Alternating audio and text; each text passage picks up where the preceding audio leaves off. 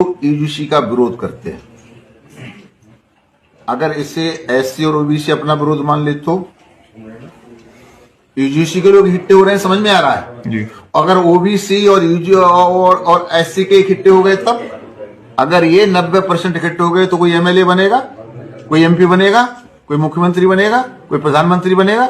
UP के उन्नाव से भाजपा सांसद साक्षी महाराज का यूजीसी को लेकर दिया गया बयान इस वक्त देश की राजनीति के केंद्र में है। बुलंदशहर में उन्होंने साफ कहा, अगर दलित और पिछड़े 90% एक हो जाएं तो क्या कोई सांसद, विधायक, मुख्यमंत्री या प्रधानमंत्री बन पाएगा। बयान के बाद सियासी तापमान बढ़ गया है, मामला कोर्ट तक पहुंच चुका है। लेकिन सवाल यह है, इस पूरे विवाद के बीच असली मुद्दा क्या है। यूजीसी यानी देश की उच्च शिक्षा व्यवस्था का नियामक, जो विश्वविद्यालयों की मान्यता, गुणवत्ता और मानकों को तय करता है। जब भारत दुनिया की टॉप इकोनॉमी बनने की ओर बढ़ रहा है, तब भारतीय विश्वविद्यालय ग्लोबल रैंकिंग में जगह बनाने की कोशिश कर रहे हैं। तब शिक्षा के मानकों पर एक रुकता, पारदर्शिता पहले से ज्यादा जरूरी हो जाती है। यूजीसी उसी व्यवस्था की रीढ़ है। साक्षी महाराज ने अपने बयान में यह भी कहा कि कोर्ट पर उन्हें पूरा भरोसा है और फैसला राष्ट्र हित में होगा। उनका तर्क साफ है, छोटे छोटे मुद्दों को तूल देने के बजाय देश के बड़े हित को देखना चाहिए। आज भारत वैश्विक मंच पर मजबूती से खड़ा है।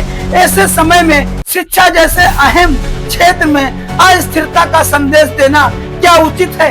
यूजीसी का समर्थन करने वाले कहते हैं, यह सिर्फ एक आयोग नहीं बल्कि अवसरों की समानता का ढांचा है।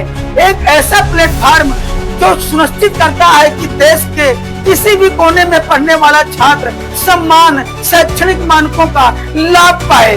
अगर विनियम कमजोर होगा तो सबसे ज्यादा नुकसान गरीब, दलित और पिछड़े वर्ग के छात्रों का होगा, जिनके लिए गुणवत्तापूर्ण शिक्षा ही आगे बढ़ने का सबसे बड़ा माध्यम है। राजनीति अपनी जगह है, बहस अपनी जगह है, लेकिन शिक्षा को राजनीतिक खींचतान से ऊपर रखना होगा। अदालत में मामला है, फैसला आएगा, पर तब तक सवाल यही है, क्या देश की उच्च शिक्षा व्यवस्था को मजबूत करने के प्रयासों को संदेह की नजर से देखा जाए या उन्हें सुधार और सशक्तिकरण के नजरिए से। यूजीसी पर जारी यह बहस सिर्फ एक बयान का विवाद नहीं बल्कि उस दिशा का संदेश है जिसमें भारत अपनी शिक्षा नीति को आगे लाना चाहती है। अब नजर अदालत पर भी है और राजनीति पर भी, लेकिन सबसे अहम नजर देश के भविष्य पर होनी चाहिए। सुनिए साक्षी महाराज ने क्या कुछ कहा। मामला कोर्ट में पहुंच गया है। जिस तरह से ये कोर्ट में गया है, मुझे कोर्ट पर विश्वास है। कोर्ट क्या करेगा, राष्ट्र के हित नहीं करेगा। परंतु जो लोग यूजीसी का विरोध करते हैं, अगर इसे एससी और ओबीसी अपना विरोध मान ले तो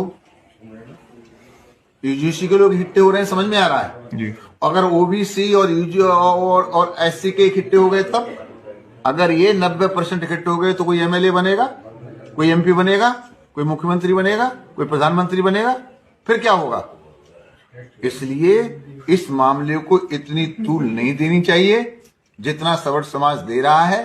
मोदी पर विश्वास करना चाहिए, योगी पर विश्वास करना चाहिए। ये छोटे छोटे मुद्दों को, राष्ट्र कहां से कहां पहुंच गया।